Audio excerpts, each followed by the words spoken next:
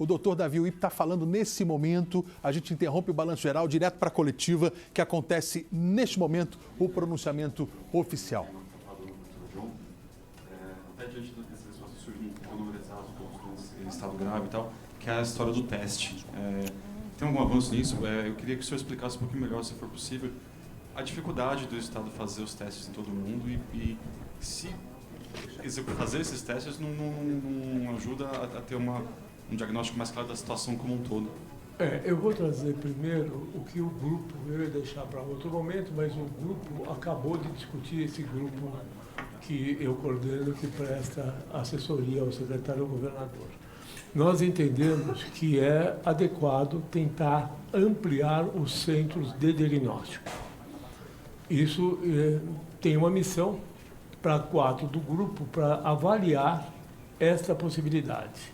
Mas eu insisto no que eu venho falando. Existe o mundo ideal, existe o mundo real. O mundo ideal, todos nós queremos, fazer exames para todo mundo. Isto não é real. É só ver os números que foram nos apresentados hoje no Adolfo Lutz, quase 3.000 amostras, e a maioria dos exames não deu coronavírus, deu influenza AB, 30% de influenza AB. Você corre o risco de estar fazendo exame resfriado. Então, bem, nós vamos tentar ver a capacidade do Estado de ampliar, entendendo que existe uma realidade, tá? E que existe o ideal. Todos nós objetivamos o ideal, todos nós, mas dentro das possibilidades. Então, essa conversa tem que ser sempre de muito bom senso. Quando você fala com pesquisadores, óbvio, eu também, eu quero um mundo ideal. Mas quando fala com o gestor público, ele tem que dar o limite que ele tem. O limite federal, o limite estadual e o limite municipal. Todo mundo vai atrás de recursos, todo mundo quer ajudar. Mas isso tem que se transformar numa coisa prática e executiva. Não, deixa eu explicar uma outra coisa. Eu pediria para o Paulo explicar, porque acho que no âmago dessa questão está a finalidade do Laboratório de Saúde Pública. O Laboratório de Saúde Pública, ele tem que ampliar a sua rede, mas a finalidade dele é auxiliar a vigilância para o controle da epidemia. Nós já temos agora informação suficiente para ver que a epidemia está subindo rapidamente, os números crescem a cada dia. Então, nesse momento, é pouco informativo, por exemplo, principalmente para a Grande São Paulo, saber se tivermos mais 1, ou mais 2, ou mais 3 casos de sintomas leves. Agora entramos na fase de realmente ser importante saber aquilo que vocês perguntaram, que é quantos casos são mais graves, quantos casos são internados. Então, também essa é uma questão que nós já estamos discutindo para a estratégia que vamos seguir daqui em diante. O Davi parece que eu quero complementar. O que vem de sugestão já veio para o secretário e para o governador. Primeiro, a tentativa de ampliação, planejamento da ampliação da rede. Neste momento, nós vamos aguardar também a orientação do Ministério da Saúde, que é o órgão maior que deve fazer a política e disponibilizar recursos. Neste momento, nós continuaremos fazendo exame dos pacientes internados, as clínicas sentinelas, profissionais da área de saúde e pesquisa. Neste momento, mantém-se esta decisão e já com a missão de arquitetar a possibilidade de ampliação dos centros de diagnósticos em todo o Estado. O recurso, a discussão é depois dessa. Você precisa ver o que está disponível, o que está capacitado e o que pode ser melhorado. Depois você discute os recursos. O depois que eu digo é no minuto seguinte, não é no dia seguinte. Eu só queria complementar também, insistir um pouquinho nessa questão. Talvez seja um pouco difícil até de explicar, mas ele não é um laboratório que esteja voltado aos resultados individuais. Você deu positivo ou deu negativo, vai fazer tal coisa. Você não sei o que vai fazer tal coisa. O seu tratamento, orientar tratamento, não é isso. O Laboratório de Saúde Pública tem a finalidade de entender o comportamento da doença. Lembrando que o Brasil tem 3 laboratórios públicos. E a Ingrid Gribel nos chama agora, viu, Geraldo, Renato e Dr. Jean, para falar para nós tudo o que está sendo discutido nessa coletiva que foi convocada agora há pouco, em que o governo do estado de São Paulo tem informado as pessoas sobre o que é que está acontecendo diante desse cenário, cujo tema é coronavírus. Ingrid. Oi, Matheus. A partir da confirmação da primeira morte causada pela infecção pelo coronavírus aqui no país, aqui no estado de São Paulo, a gente recebeu mais informações, mais detalhes sobre esse paciente. Um homem de 62 anos, já tínhamos antecipado aqui no Balanço Geral, diabético e hipertenso. Ele não viajou para o exterior, apresentou os primeiros sintomas no dia 10 de março. Ele se internou num hospital particular aqui de São Paulo no dia 14 e o óbito, a morte, aconteceu no dia 16, ou seja, ontem. A informação da Secretaria Estadual da Saúde é que mortes eram esperadas por conta da gravidade dessa pandemia, né? Casos registrados no mundo todo, essa doença que se alastra tão facilmente. A outra informação é também com relação aos bancos de sangue aqui no estado de São Paulo. A informação para a população continuar doando sangue, ambiente seguro, saudável. E o sangue, nesse momento, é importante não só para esses pacientes infectados, que podem ter agravamento por causa de outros quadros envolvidos, mas também por outras pessoas que fazem tratamento aqui em todo o estado de São Paulo. Portanto, as doações devem continuar. Eu aproveito para falar sobre o grupo de risco, sobre a terceira idade, as pessoas com mais de 60 anos. A campanha para vacinação da influenza, né, que é a gripe, aquela que circula todos os anos, está marcada para começar no dia 23 de março e também vão ser vacinados a partir dessa data os profissionais de saúde. Matheus. Muito obrigado, Ingrid. A gente vai direto então para a coletiva de imprensa para que você de casa possa acompanhar um pouco mais o que é que está acontecendo nesse momento. Veja só. Sobre a questão dos médicos que estão atendendo essas pessoas com casos suspeitos, qual que é o procedimento do governo, se eles estão sendo monitorados, porque em outros países vários desses profissionais estão adoecendo e está sendo um problema grave, e entender se o governo pensa em isolar algum hospital em alguma ocasião para isso, como tem sido feito em alguns outros locais. Nós estamos muito preocupados com os profissionais da área de saúde, individualmente quanto a cada um deles, e em conjunto, porque é a nossa força de embate. Então, existem recomendações muito claras de proteção do profissional da área de saúde e novos conhecimentos. Hoje tem conhecimentos muito claros que a transmissão não se faz só por gotícula. As excreções e secreções podem contaminar. Então, as regras de proteção têm que ser muito rígidas e seguidas rigidamente pelos profissionais da área de saúde. E quando eu falo profissional da área de saúde, são todos eles, a cadeia inteira, desde o pessoal da higiene, passando por todos os técnicos, enfermeiros, médicos, é todo um procedimento que tem que ser muito bem seguido. Isso está estabelecido. Agora, cabe ao profissional da saúde, para sua proteção, observar isso de uma forma mais rigorosa. É até cansativo, porque você lava as mãos, você põe a luva, você lava, tira a luva, lava as mãos, põe o óculos, lava as mãos.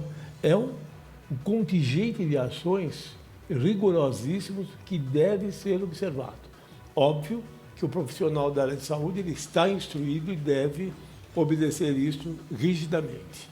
Quanto ao hospital, isso é uma discussão que nós estamos tendo com o secretário, do ponto de vista que existem hospitais hoje que estão, inclusive, prontos, sem utilização. Talvez, no decorrer, eles possam se tornar hospitais, especialmente leitos de UTI, com o objetivo de enfrentar essa pandemia. Elisa Martins, do O Globo.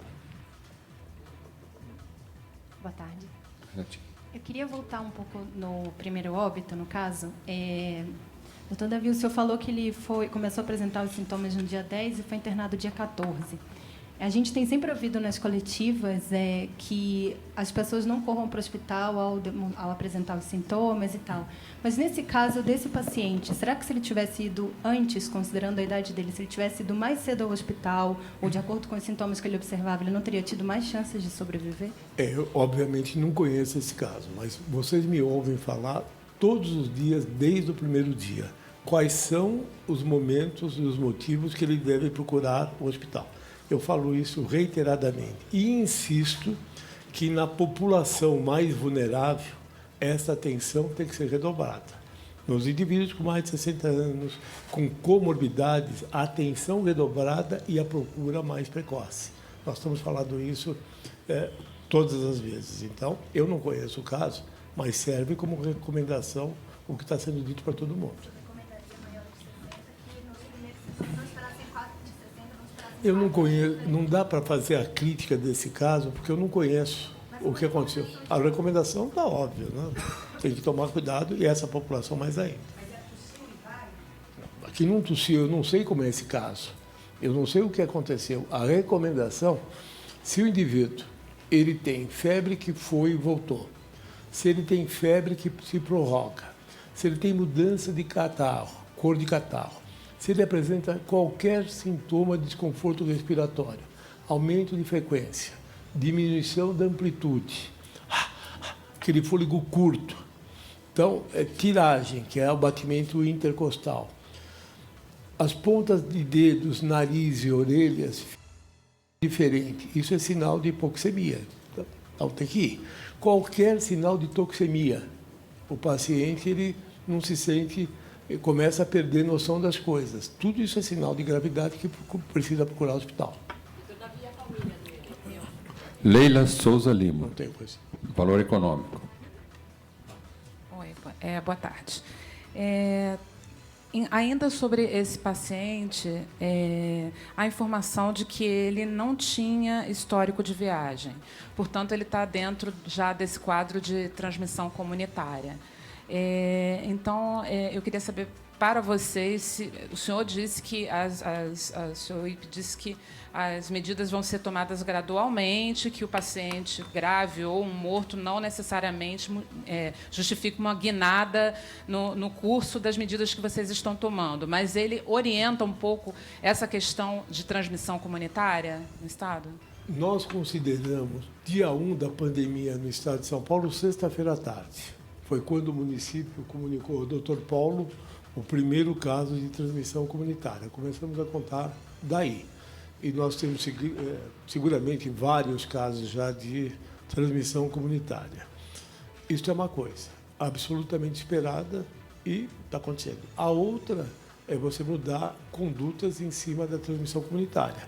Elas foram tomadas a partir de sexta-feira, às 18 horas. E eu quero reiterar uma coisa.